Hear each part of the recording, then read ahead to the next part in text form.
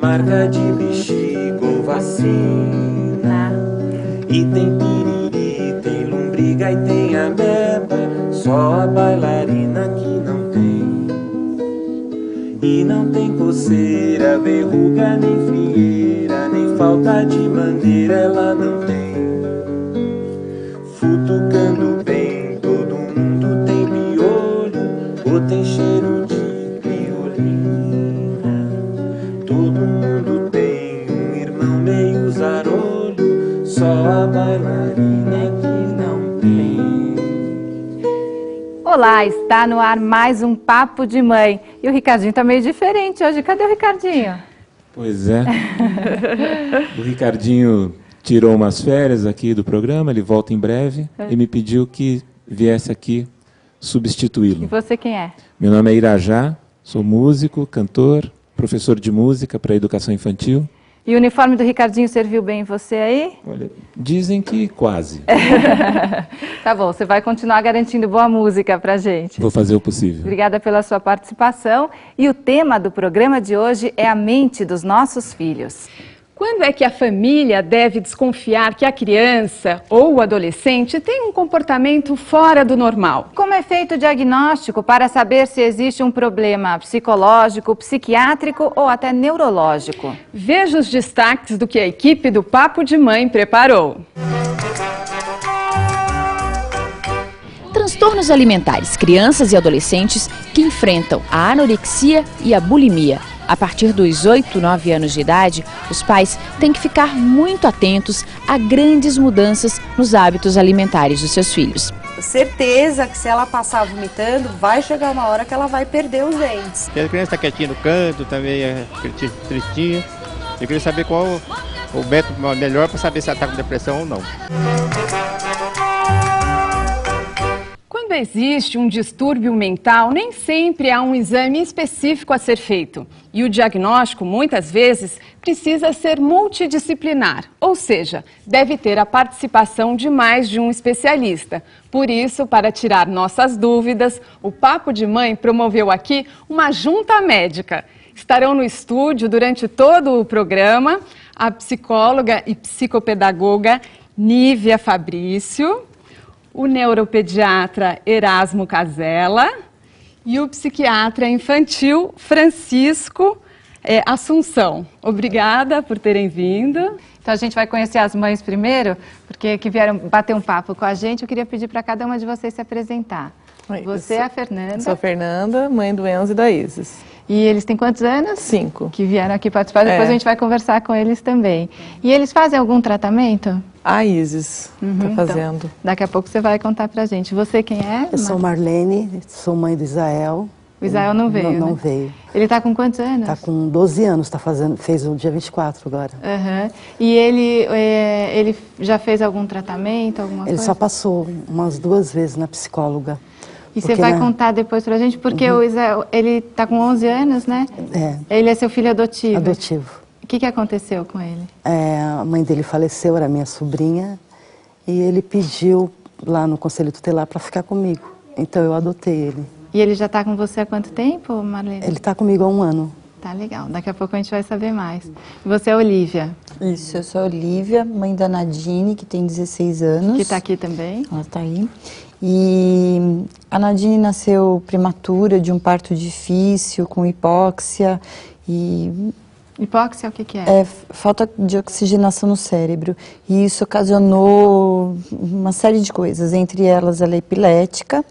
E depois a gente veio descobrir que ela também tem TDA, que é o TDA transtorno de déficit de atenção. Na escola, como é que é? A escola já te chamou? Já, a professora disse que ele é muito inteligente, só é calado. E ele vai bem na escola? Tira notas boas? Não, teve uns tempos que ele estava muito fraquinho, né? Acho que devido ao problema. Mas agora ele está normal. Quando perdeu a mãe e tudo isso, ele chegou a enfrentar alguma dificuldade? Enfrentou dificuldades. Ele repetiu de ano até. Mas agora não. E os seus filhos? A Isis, que toma medicamento, como que você descobriu que ela precisava do tratamento? A escola me chamou, né? Porque ela, tipo assim, aprendia, mas na hora de fazer não fazia. Olhava para cima, as tarefas, o dia que ela queria fazer na classe, ela fazia. O dia que ela não queria, por exemplo assim, não ia. Não tinha acordo, né, com ela. E ela faz de conta que, assim, não é com ela. Sabe, você pode falar, mas você pode falar com uma porta que é igualzinho. Mas e daí foi feito um diagnóstico? Como é que foi? Aí, tipo assim, tava quase no fim do ano, ele já preocupado, porque agora com essa nova metodologia, o Enzo foi pro primeiro ano. Aí a gente pensou, conversamos assim até com a psicóloga lá da escola. Aí, bom, primeiro passo, então, já que é para investigar, vamos investigar. Aí procuramos um neuropediatra, aí fomos nele, fizemos vários exames que tem lá, eu fiz vários, eu não lembro quais. E aí ele indicou uma psicóloga para fazer testes. E daí, o que ficou concluído? A conclusão é que ela tem um QI médio elevado, mas que ela é imatura. Entendeu? Ela não tem a capacidade, por exemplo, de estar fazendo o que ela estava fazendo. Então, qual foi a recomendação? Ela separar eles de classe, por serem gêmeos, né? E ela não passar de ano. As escolas costumam indicar ou um neuro, ou o psicólogo, ou o psicopedagogo. Hoje em dia as escolas têm encaminhado muito para o psicopedagogo. E aí ele vai fazer uma investigação. E os pais podem ficar atentos a alguma coisa dentro de casa também? Com certeza, acho que esse é o problema fundamental. Porque usualmente a criança chega encaminhada pela escola. Isso significa que se passaram no mínimo 5 anos antes que ela fosse encaminhada. Porque a criança, diferente do adulto, ela chega para você de uma maneira totalmente diferente. Né? O adulto chega porque sofre. A criança é levada porque ou não corresponde ou aborrece. Né? Então, só que para chegar nesse ponto ela já sofreu, né? Já. Porque ninguém acha que a criança tem motivos para ter algum sofrimento psíquico. Né? Então ela não vai. Então ela só vai quando ela não corresponde, foi mal na escola.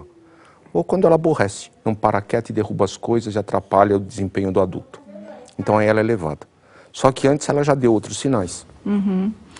E esses sinais podem aparecer assim nos primeiros anos de vida mesmo, com certeza. Doutor? Veja, você tem quadros muito graves que chegam para você com 6, 7 anos e você pergunta para os pais assim, mas a senhora nunca percebeu nada antes? E as mães te dão uma resposta que é bastante interessante. Elas falam assim, não, porque dos meus filhos ele é o mais quietinho. Assim, ele é tão quietinho que ele não faz nada. Ele é tão tranquilo. Ele é tão tranquilo. Agora, como identificar se existe mesmo um distúrbio ou se é da personalidade da criança? Quem identificar isso não é o pai ou a mãe. O pai ou a mãe suspeitam que alguma coisa está errada e procuram um especialista para que ele veja se tem ou não. Como é que tem que ser essa investigação médica para chegar num diagnóstico e num tratamento? Eu acho que valorizar a professora, no meu modo de ver, tem um prato super cheio para comparar. Ela tem 15, 20 crianças da mesma idade e às vezes você ouvir o que a professora fala é importante, mas os pais têm que serem proativos, irem até a escola, conversar com o professor.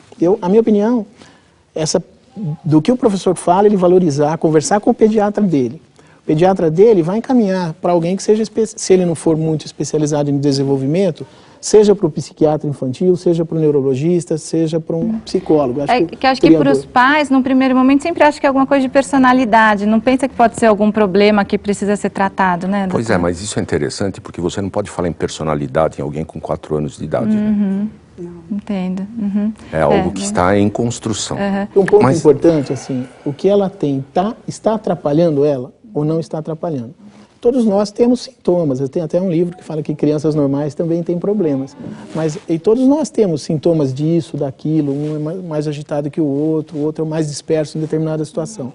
Aquilo está atrapalhando? Ele está muito defasado da turma, seja no aprendizado, seja no social. As crianças gostam do teu filho? É uma pergunta que tem que fazer. É porque tem fases que as crianças ficam mais agitadas, depois isso passa. Por então, exemplo, depois de quanto tempo isso deve ser uma preocupação? Eu acho que é óbvio que você tem que relacionar se aconteceu alguma coisa na família. Às vezes faleceu um pai, até numa família às vezes tem uma empregada que adora a criança e ela sai e vai trabalhar em outro lugar. Isso reflete, eu acho que ele tem que associar com tudo isso e é uma coisa persistente. Mas acho que são duas coisas a serem pensadas, né, dentro daquilo que você fala. Primeiro, houve uma mudança na conduta da criança. A criança funcionava dentro de um padrão. Isso foi alterado.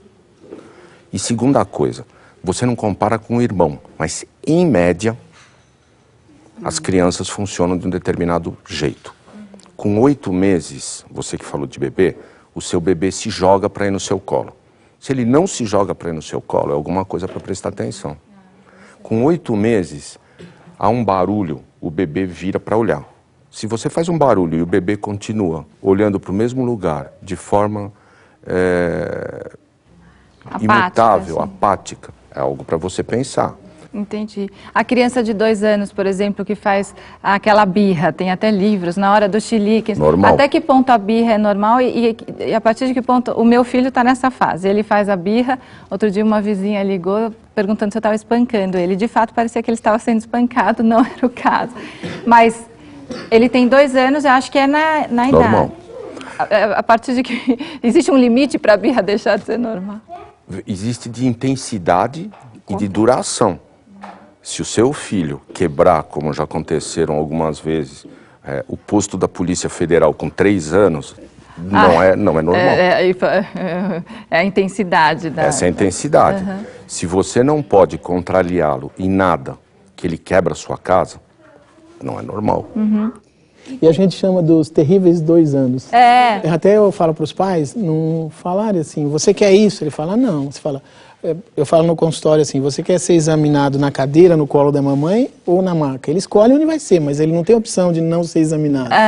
É uma situação que a gente tem que falar para os pais. Na hora da birra, a posição dos pais é ter tranquilidade. Eu acho que é igual quando você tem um filho estourando mais velho, uma criança explosiva. Você, na hora... ficar sereno, respirar fundo, contar até 10 e mostrar para ele que aquilo não está te contrariando. Você tem até teu tom de voz pode abaixar. Você pode falar, eu gosto de você, eu não vou fazer isso que você quer. Se você quiser ter a birra, você vai ter. Depois que ele sair da birra, você pode até pegar esse menino no colo, acariciar, falar, eu gosto de você, tal, mas aquilo não pode. Vamos fazer uma outra coisa legal, uma coisa que eu acho que os pais podem Mas você vai ter que escovar o dente todo dia, porque tem que escovar o dente, não é? Porque essas coisas são fundamentais. Normalmente, quando a criança precisa de um acompanhamento psicológico, os pais participam também? Como é que é? Eu, pessoalmente, uma criança de 2, 3 anos, sou muito mais favorável a trabalhar os pais. Eu não sou favorável para uma criança pequenininha em terapia. Tá? Na maioria das vezes, você cuida dos pais. Agora, se é uma síndrome, uma patologia, aí é caso do neuro e do psiquiatra, não da terapia. Mas mesmo assim, é quase impossível você trabalhar uma criança isoladamente. Por quê? Porque ela não tem autonomia. Ela não decide nem se ela vai se tratar. Claro. Ela não decide nem se ela toma medicação. Então, é praticamente impossível, se a família não está envolvida no tratamento, você tratar de uma criança. E se você puxar, por exemplo, para o déficit de atenção, que ela falou do TDAH, lá, o transtorno do déficit, geralmente, se não é por um motivo de parto, a maioria das vezes é genético. Na grande maioria das vezes, ou seja, os pais também têm uma grande chance de ter. Se você, inclusive, não tratar os pais, não é nem só orientar. É hereditário. Às vezes você não consegue, sem tratar os pais, tratar o filho. O transtorno do déficit de atenção e hiperatividade, e a gente chama transtorno porque todos nós temos sintomas, e para ser um transtorno, ser um diagnóstico, aquilo tem que estar atrapalhando a vida da pessoa. E no caso, em pelo menos 2 ambientes. Se o menino é calmo em casa e na escola, o problema provavelmente ele não tem transtorno do déficit de atenção. Se aquilo faz 3 meses que ele está assim, ele também não tem, ele tem que vir já há algum tempo, não foi um desencadeante. É uma coisa que surge de criança, ele pode ser só agitado, ele pode ser só distraído, pode ser os dois. Mas tem que estar atrapalhando, os sintomas serem frequentes e estar atrapalhando a vida dele. Na maioria das vezes implica você corrigir a parte neurobiológica e implica frequentemente, com poucas exceções, em tratamento medicamentoso. Agora, com relação à medicação, existe uma polêmica de que a medicação pode interferir no crescimento da criança, que atrapalharia. Tá. Existem várias medicações para tratar o transtorno do déficit de atenção. O mais comum de se tratar déficit de atenção, o SAL, sem falar nome comercial, é metilfenidato. É um estimulante. Ele vai estimular essas áreas anteriores do cérebro, principalmente, que não estão funcionando tão bem.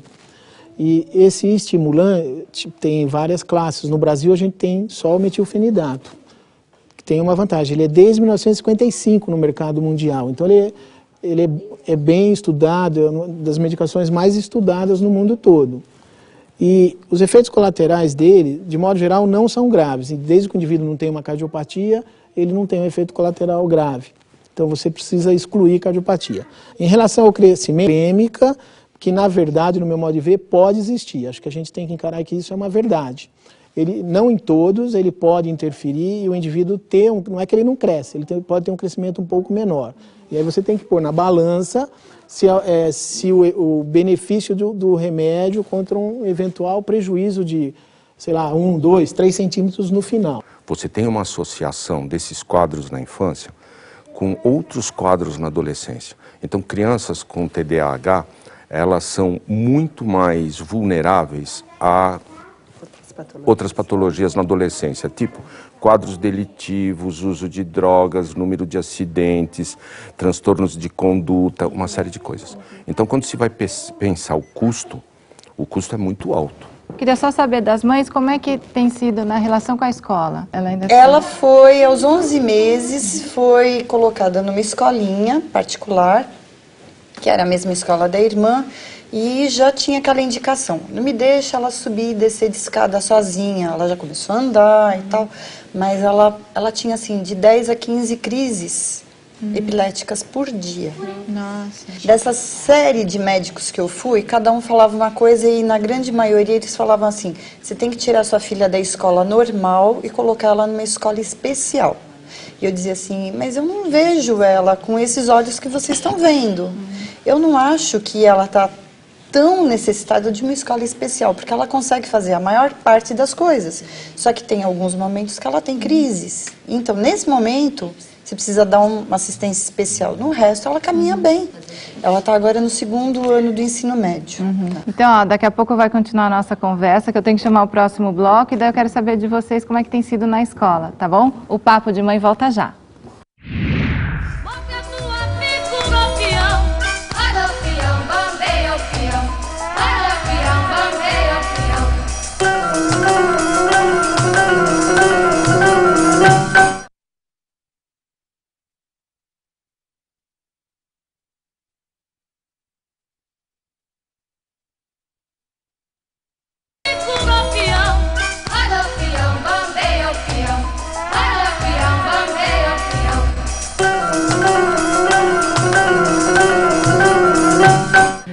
O Papo de Mãe está de volta. O TDAH, que nós estávamos conversando no bloco anterior, é reconhecido oficialmente por vários países e pela OMS, Organização Mundial da Saúde. Em alguns países, como nos Estados Unidos, portadores de déficit de atenção são protegidos pela lei e recebem tratamento diferenciado na escola. O site da Associação Brasileira do Déficit de Atenção é o www.tdah.org.br.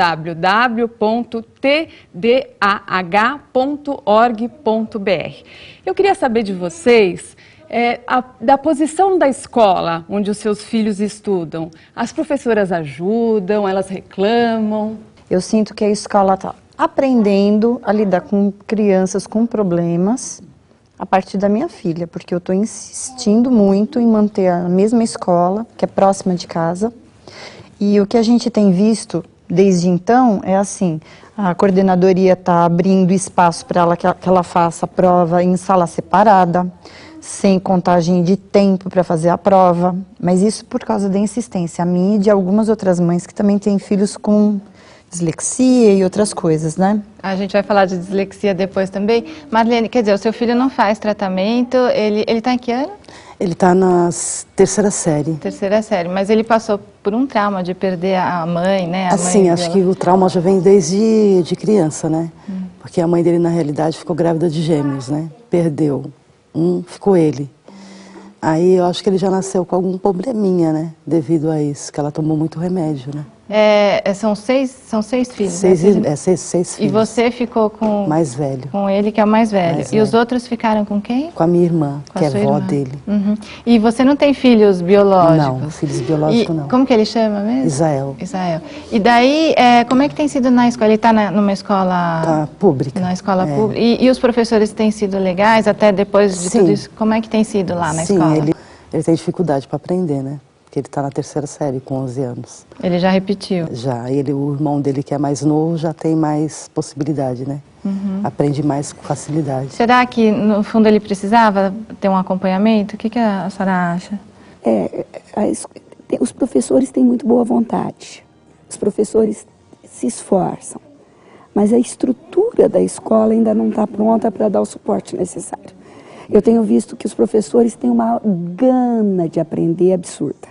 Quando a gente vai dar aula em congressos, aquela sala cheia de professores, tem um congresso que todo ano me convida, onde é uma sala para perguntas. Os professores podem... Me dói ver a angústia daqueles professores. Veja, você precisa saber o que fazer e ter condições de fazer.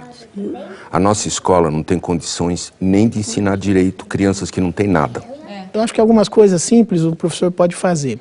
Eu acho que assim como os pais, os professores têm que entender, o indivíduo que tem TDAH, ele funciona muito com reforço positivo.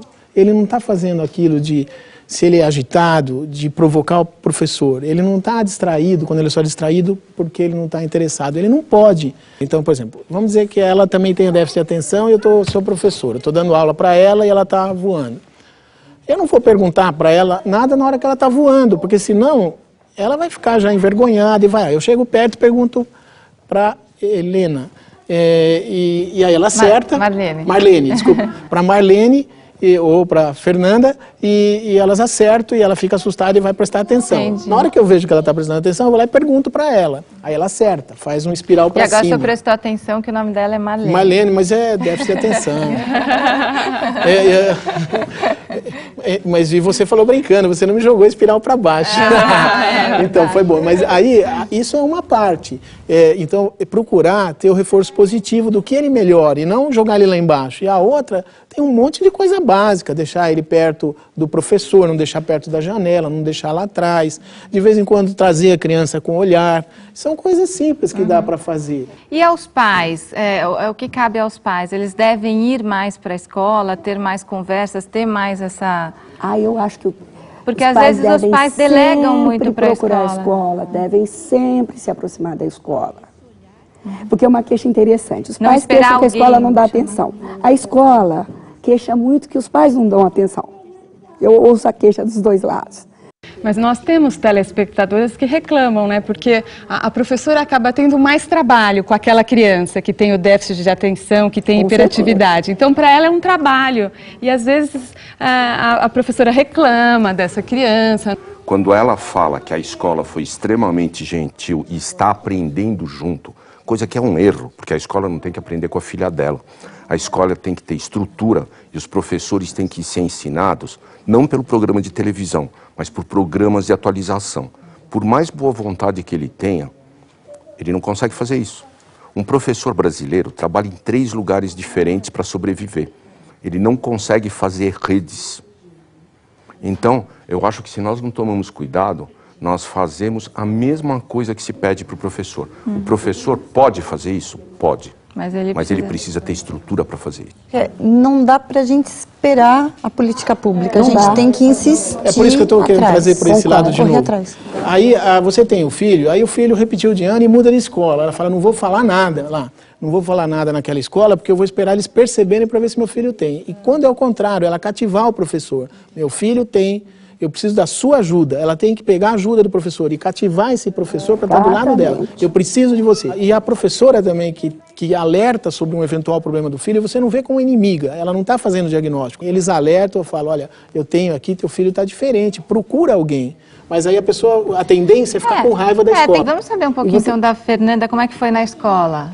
Ou nas escolas, não sei. Na escola, eles, desde bebê sempre foi na mesma, é particular também.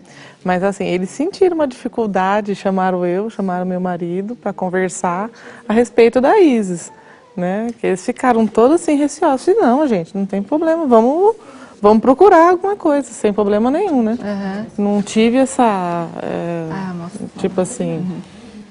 Não fiquei assim constrangida com isso, entendeu? Não fiquei não. Procuramos, estamos indo. Tem que ter essa parceria. A criança está quietinha no canto, também tristinha. Eu queria saber qual o método melhor para saber se ela está com depressão ou não. Você tem uma criança que tem um padrão de comportamento, de repente esse padrão de comportamento se altera, né? E essa alteração permanece por um período de tempo que não são semanas, são um período maior, de alguns meses. Quando se fala de depressão, se pensa sempre em tristeza. Mas na criança, você não precisa ter obrigatoriamente tristeza. Você pode ter uma mudança de humor que, tecnicamente, nós chamamos de humor disfórico, uma disforia, um mau humor, uma irritabilidade. E, junto com isso, uma falta de prazer com atividades que ela possuía antes. Então, é assim, ela gostava de andar de bicicleta e deixou de andar de bicicleta. Ela gostava de jogar videogame e agora ela não liga mais. E uma perda de ânimo. Além de sintomas de linha ansiosa. Isso pode acontecer em qualquer idade? Em qualquer idade. Inclusive, eu queria saber, esses problemas todos, eles nascem com aquele indivíduo ou eles são desencadeados ao longo da vida? Você tem gatilhos ambientais, mas você tem que ter características pessoais que te permitam expressar aquela patologia, aquele transtorno. Durante a gestação, algum problema na gestação pode provocar? Pode. Álcool na gestação, fumo na gestação, a gente sabe que aumenta. É uma prematuridade extrema, às vezes a criança nasce antes do momento correto, dos 9 meses, com a sua filha, né? E o cérebro não está tão protegido. E por influências externas, até ou no momento do parto, ou naquele finzinho que a criança entrou no sofrimento, ou depois que nasce, você falou de falta de oxigenação, que você chamou de hipóxia. E tudo isso pode dar um quadro do tipo déficit de atenção. Os seus nasceram prematuros também? Nasceu, 36 semanas. E o seu filho nasceu prematuro também, você sabe? Não nasceu prematuro não. Mas ele nasceu com um tipo de uma doença que deixa a pele avermelhada e incha. Eu já ouvi falar, não sei, mas que muitos problemas, às vezes psicológicos, até psiquiátricos, têm alguns sintomas assim. A pessoa pode desenvolver sintomas assim de pele? Esses sintomas emocionais, se a pessoa não está bem, ela pode ter, desde que ele tenha a predisposição, como o Francisco falou antes, aparecer. Urticária é um prato cheio para a pessoa ter até lesões do tipo vitiligo, a gente sabe que aparece. Eu queria aproveitar, nós temos algumas perguntas que foram enviadas por telespectadores para o site do Papo de Mãe. E aqui cada um fala de um assunto diferente que a gente aproveita até para abordar. O Vladimir Damasceno escreveu de Natal, no Rio Grande do Norte. Obrigada pela participação. E ele sugere que a gente converse um pouco sobre gagueira. Ele diz o seguinte... além de parabenizar pelo perfil do programa, gostaria de sugerir esse tema da gagueira. Apesar de ser algo que é motivo de riso e chacota por parte da sociedade, o sujeito que gagueja sofre por não conseguir falar do modo idealizado pela sociedade. Não aceita a sua fala e sente-se estigmatizado. Falo isso com conhecimento de causa. Queria saber se vocês podem ajudar, o que a gente pode falar sobre isso. A gagueira, ela é um problema de que ordem? Às vezes emocional é comum, importante a gente falar, porque está falando num programa para muitos pais, que numa fase do desenvolvimento é comum a criança, assim como ter tiques motores, pode ter uma gagueira. E não precisa a mãe ficar desesperada, porque geralmente essa gagueira passa.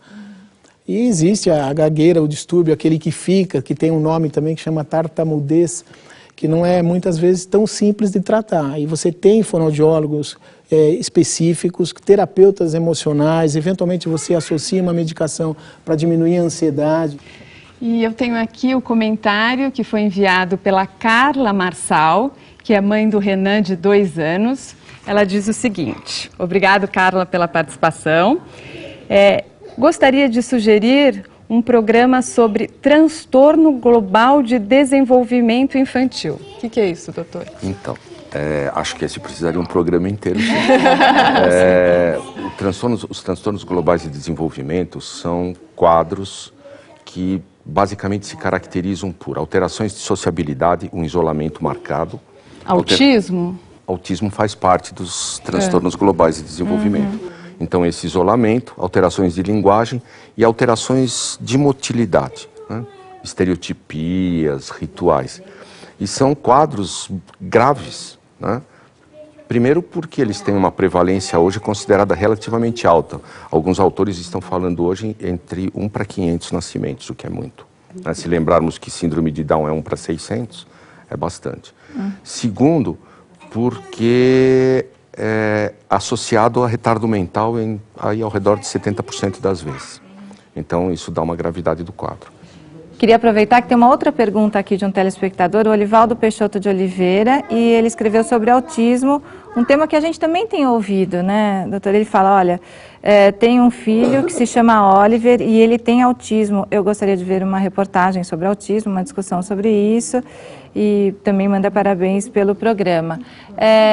O que é o autismo e por que a gente tem ouvido falar mais?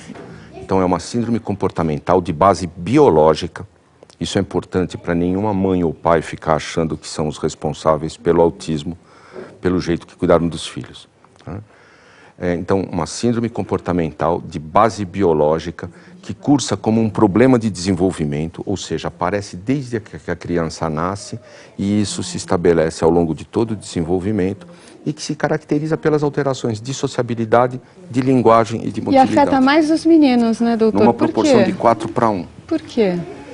Veja, existem hipóteses. As hipóteses é que talvez ele esteja mais ligado a alterações em cromossoma X. E existem diferentes graus, né? Existem diferentes graus, mas eu ia mexer com você porque eu ia falar assim, se você for pegar os problemas psiquiátricos ou se você for pegar a maioria dos problemas na infância, eles afetam mais meninos sempre. De verdade, os meninos são o sexo frágil. Nós mães sabemos. Doutor, agora autismo tem tratamento, tem cura? Quer dizer, ou é um controle? Veja, não tem cura, porque você está falando de um transtorno de desenvolvimento. E como nós não sabemos causas definidas, você não pode falar em cura. Agora, o que você faz é que você avalia o nível de desenvolvimento, que nem você falava, e você trabalha para que esse indivíduo consiga adquirir o máximo de autonomia, alguns conseguem vida independente, né? O máximo de autonomia e o máximo de possibilidades adaptativas, né? A dislexia é o distúrbio de maior incidência nas salas de aula. Pesquisas realizadas em vários países mostram que entre 5% e 17% da população mundial é formada por disléxicos. O site da Associação Brasileira de Dislexia é o www.dislexia.org.br. A ABD oferece atendimento de graça para crianças de famílias que não têm condições de pagar por uma avaliação. O que é a dislexia, doutor? A dislexia mais comum, que é uma dificuldade do que a gente chama de quebrar no aprendizado da leitura, quebrar as palavras nas suas letras, fazer uma associação entre a unidade do som com a unidade da escrita, chama decodificação fonológica. Então, você suspeita de dislexia naquela criança que está com 4, 5 anos, começa a demorar mais que os coleguinhas para aprender as letras, depois, e no resto das coisas ele está indo muito bem. Ele começa a ter dificuldade com rimas, que é uma coisa comum, que é a mesma área do cérebro que faz você quebrar a palavra. Se eu falar que gato é G com A da H, T com O da To e gato, é a mesma área que faz rimas.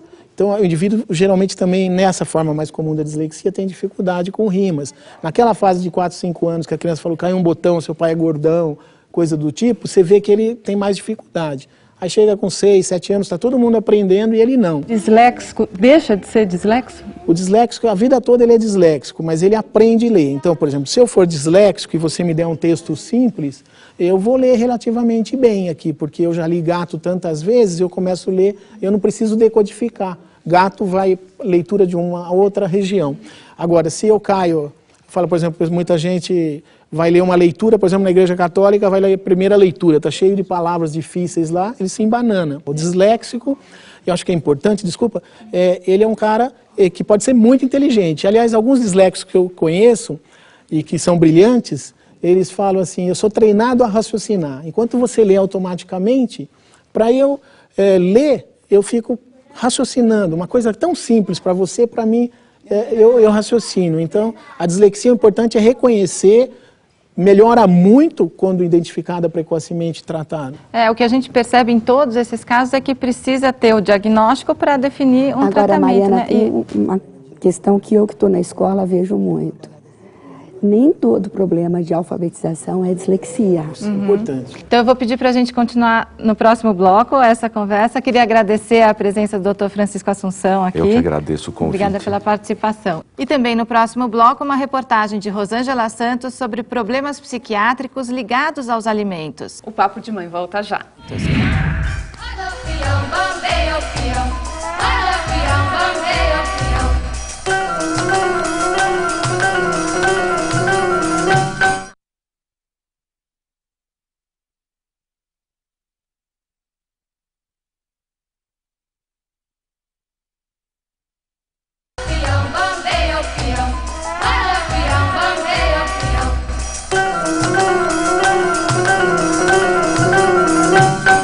Estamos de volta e a gente vai assistir primeiro a reportagem de Rosângela Santos sobre quando um problema alimentar se torna um transtorno psiquiátrico. Na anorexia, há uma diminuição progressiva da quantidade de alimentos e uma exclusão de tipos de alimento. Na bulimia, às vezes o que pode acontecer é que ela come de tudo, mas aí depois ela resolve que ela vai pular 5 refeições. A anorexia sempre vai ter 3 componentes assim na base. Predisposição então, a predisposição genética, questões ambientais, tanto do ambiente familiar quanto do ambiente maior, e aí são bem conhecidas, já muito faladas, que é a pressão da mídia, a pressão social, padrão de beleza muito, que reforça muito a magreza, né? Esse é muito comentado. E, em terceiro lugar, questões do funcionamento psicológico de cada indivíduo. Que mudanças que os pais devem observar e que devem ser um alerta para levar até um psiquiatra ou procurar uma ajuda médica? É uma mudança razoavelmente, uma mudança brusca. Então, uma criança que em uma semana ela mudou o padrão dela de comportamento relacionado à comida, a exercícios físicos, a preocupação estética. Então, às vezes, de uma semana para outra, é uma menina que resolveu que ela vai cortar refrigerantes, massas e doces. Por razões já ligadas à doença, é uma decisão que vai ser seguida no extremo, né? Outros comportamentos do tipo começar a querer se pesar muito, começar a se olhar muito no espelho, começar a se interessar muito por receita e por cozinhar, mas não comer o que cozinha. A anorexia se manifesta principalmente em que faixa etária? A gente, hoje em dia, tem visto casos cada vez mais jovens. Então, aqui no Hospital das Clínicas, que é um serviço de referência especializado, a gente acaba vendo crianças até de 8, 9 anos de idade. Geralmente meninas. E o tratamento é com remédio? Não, o tratamento... tem nenhum remédio que ajuda a tratar a anorexia. Nem a bulimia? Nem na bulimia. O principal é a reeducação alimentar e o tratamento psicológico. Quais são as consequências num adulto que essas doenças, se não tratadas na infância e na adolescência, podem causar? Ela corre risco de, quanto mais tempo ela ficar sem tratar, mais risco ela corre de chegar a ficar estéril, por exemplo, porque isso altera, a anorexia altera toda a produção hormonal, né? existem outros riscos, por exemplo, aquelas que vomitam, existe não só um risco, quer dizer, é certeza que se ela passar vomitando, vai chegar uma hora que ela vai perder os dentes, que ela vai precisar de uma prótese dentária, né? Outros riscos, como dependendo da tendência daquela criança, ela vai ter um monte de alterações de pele, cabelo, até que começa a ter queda do rendimento escolar. Como que os pais devem abordar os adolescentes, conversar com os adolescentes sobre esse assunto? Eu acho que a melhor coisa é falar abertamente. Eu tenho notado que você mudou de comportamento, isso está me preocupando, eu sei que você acha que isso é uma besteira, mas se for uma besteira, o próprio médico vai dizer. Então vamos ouvir a opinião dele. Existe uma dica muito simples e que na verdade serve para todo mundo, para os pais dos meninos ou das meninas que possam estar em risco e para mim e para você também. Então, claro, um diabético não pode comer açúcar, mas se não for esse o caso, açúcar, então doces, massas, chocolate, refrigerante, tudo isso, de uma maneira ponderada, não só pode, como deve estar incluído na alimentação de qualquer pessoa. Mas eu já me deparei com problemas tais com criança pequena também. E o que? Da criança não querer comer? Que tipo de A criança começa a se achar gorda, feia, horrorosa e resolve não comer, por exemplo. E isso pode desencadear um problema muito mais grave. E aí desencadeia a bulimia, enfim. Às vezes fica ouvindo muito em casa, a mãe falando, preciso fazer regime, não sei o quê. Sem querer a gente acaba influenciando também. O caso mais grave que eu me deparei, depois foram 3 tentativas de suicídio. Chega para mim, porque eu faço família, tá? Então, colegas me encaminham pedindo que eu cuidasse da família, porque passava por questões familiares. Hoje é uma moça super bem casada, com 2 filhos, uma profissional de sucesso. Que bom, se tratou. Tá? Mas via família. Bom, as crianças estão aqui agora também. Esse aqui é o Enzo. É o Enzo. E a Isis, tudo bem com vocês? Doutor, o senhor tem que ter muita habilidade para lidar com essas crianças, né? Como é que é lá no seu consultório? Você já está com o microfone. Eu tenho déficit de atenção, provavelmente. Já é a segunda. Foram umas brincadeiras que eu fiz só para testar. Você está fazendo diagnóstico, isso é um exercício legal da medicina. Por exemplo, eu gosto de brincar assim, já para tirar e falar... Às vezes quebrar o gelo, é interessante. E fazer umas brincadeiras. Em relação ao déficit de atenção, eu gosto de brincar, às vezes de fazer pegadinha, porque eu falo que no déficit de atenção o indivíduo não tem déficit, ele tem excesso de atenção. Então ele presta atenção aonde ele não deve. Ele não consegue inibir o fator distrator. Então se eu estou assistindo a aula chata, até em coisa gostosa ele consegue, mas no que, por exemplo, uma aula de matemática, ele está assistindo a aula de matemática e passou o passarinho verde, ele não consegue inibir. Bom, mas não dizem que as mulheres conseguem fazer várias coisas ao mesmo tempo? Existe a pessoa que tem atenção alternada, muito boa, e até ele fica mais desperto. Mas isso acontece mais com mulher do que com homem mesmo? Eu porque acho que homem só faz uma coisa de cada vez? Eu acho que isso é variável, da Elas atenção estão concordando alternada. comigo. Ele não consegue fazer 3 coisas, aliás, nem 2. Eu acho que depende de cada um, depende até de treino. Isso daí depende da necessidade de cada um e às vezes o indivíduo fica mais desperto. Mas ele precisa aprender a inibir o distrator. Então às vezes eu faço pegadinhas com as crianças. E aí Vamos fazer aqui com as mães, vamos ver a pegadinha. Fazer uma pegadinha? Então fala uva, uva, uva. Uva, uva, uva. A mulher que não casou é... Viúva solteira.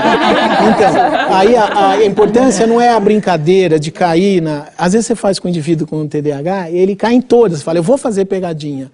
Aí na próxima vez que eu fizer, provavelmente quem caiu não vai responder rápido. Ele vai inibir a resposta rápida e o que acontece? Ele inibindo a resposta rápida, ele consegue prestar atenção. É igual assim, na pergunta está escrito, todas estão corretas, exceto. Ele não leu exceto e erra. Então, na hora que você faz essa brincadeira, você pega e acerta. Por exemplo, se eu fizer assim, tem um fio com 4 passarinhos, para vocês 3, e eu dou um tiro. Matei um. Quantos passarinhos ficam? 2. Nenhum. Eles voaram? Voaram, muito bem. Ela tá treinada. A Fernanda tá treinada. Mas peraí, tem a continuação. Tem 4 mosquitos aqui no chão, ou aqui na minha roupa. 4, um aqui, um aqui, um aqui, um aqui. Eu matei um. Quantos ficam? Fica um morto. Na segunda vez você respondeu rápido. Você não conseguiu fazer a inibição. Eu acho legal só mostrar isso, principalmente porque nós, mães, a gente sempre, quando vai ao médico, quer um exame, um diagnóstico, uma coisa específica, né? E acho que vocês já passaram por isso. Não tem aquele exame lá do laboratório que vai dizer, ó, que seu filho tenha isso, que vai tratar isso. É o que o senhor está fazendo. Às vezes a análise é subjetiva, né? E no seu consultório também. Então tem que ter todo esse... O médico tem que ter todas essas artimanhas, porque o diagnóstico ele é comportamental, né? E aí eu gosto de explicar que se ele inibir a resposta, se eu falar, então, uva, a mulher que não casou, na hora que ele pergunta, a mulher que não casou, em vez de eu responder, eu repito. Você quer saber o que é a mulher que não casou? E estou imaginando concretamente a situação. E na hora que eu estou imaginando concretamente, eu respondo correto. E eu não respondo de sopetão. Assim como você leu a primeira vez a pergunta na prova, lê de novo com calma. Não acha que entendeu na metade. Por exemplo, se eu falo assim, tem 2 trens indo daqui para Campinas, um novo e um velho. O velho é muito bem arrumadinho. E eu pergunto, por que o novo chega em 90 minutos e o velho demora 1h30? Do jeito que eu perguntei, parece que o velho chegou depois, mas se a pessoa não chega a converter que 1h30 é a mesma coisa que 90 minutos. É verdade. E daria para responder. Aliás, eu ainda estou pensando. Depois de terminar o programa, eu vou ficar pensando nisso aí. Agora fala. Importante é que a escola que trabalha, por exemplo, com déficit de atenção, o professor teria que conhecer essas questões. Esse é o tipo Ele precisaria ter milhões de Erasmus. Porque isso que é legal, é você unir a escola com a rede, né, de saúde, ter uma interação entre todos esses profissionais e a família. Né? Eu acho que para vocês, o que eu queria saber, o programa está terminando, mas assim, você acha que a sociedade também precisa se preparar? Ainda tem, não sei, você enfrenta preconceito de alguma maneira? Não, a escola me olhou, a escola mesmo, quando a psicóloga falou assim, olha, eu sugiro separar, a escola ainda relutou. A professora não, a professora falou, não, Fernanda, a Is não tem condições de ir para o 1º ano. A escola, a diretora ficou assim, mas será? Eu disse, não, se é melhor ficar agora, então, do que depois. É que não é toda mãe que reage assim também, né? Às vezes a mãe leva como as mães também ficam perdidas, sofridas, confusas. Não, eu pensei bem, eu pensei nela. Eu pensei, melhor ela ficar agora do que quando ela estiver no 3º ano, 4º ano, porque esse ano eu fui lá e fiquei assustada com as apostilas que ele tem para o 1º ano. Ele não realmente não tem maturidade para fazer o que ele ia fazer. E você, Marlene, o que você acha que você precisa aí fazer para ajudar o seu filho? Ele quer trabalhar, de qualquer maneira ele quer trabalhar. Pediu para mim levar ele fazer um curso que tem na Vila Mariana de padeiro. E ele é muito inteligente, ele faz bolo confeitado, tudo, ele vai para Mas cozinha. Ele ainda tem 11 anos, ainda não pode, não, né? Não pode, mas é o que ele mais quer. Acho que devido à situação, né? Ele vê os irmãos pequenos, ele é o mais velho, então acho que ele quer ajudar de qualquer maneira. Né? Acho que é isso. E o que você acha, assim, em relação à escola? Porque ele precisa continuar os estudos, né? Sim. Eu penso melhor para ele, né? Eu quero o melhor para ele. Eu falo para ele que ele não pode não pode deixar de ir na aula, que ele precisa ir, que é importante para ele, entendeu? Ele tem dificuldade para aprender, então eu peço para ele pergunte, você não está entendendo, você tem que perguntar. Porque se você não perguntar, você não vai saber nunca. Então, quem sabe aqui até os especialistas depois vão te orientar como é que você pode ajudar melhor. Com certeza. Seu filho, né? E você acha que a sociedade precisa, assim, ainda tem muito preconceito com essas crianças? Como é que é? Eu acho que sim, assim, tanto professores, ela diz que tem muitos professores de muito boa vontade, e também tem aqueles que não têm nenhuma, né? Então, a gente tem que insistir com bom humor, como diz o doutor Erasmo, não deixar Olha aqui, a espiral virar para baixo. Desculpa te interromper, mas alguém roubou o sapato da mãe aqui, ó. Que criança que não gosta de pôr sapato?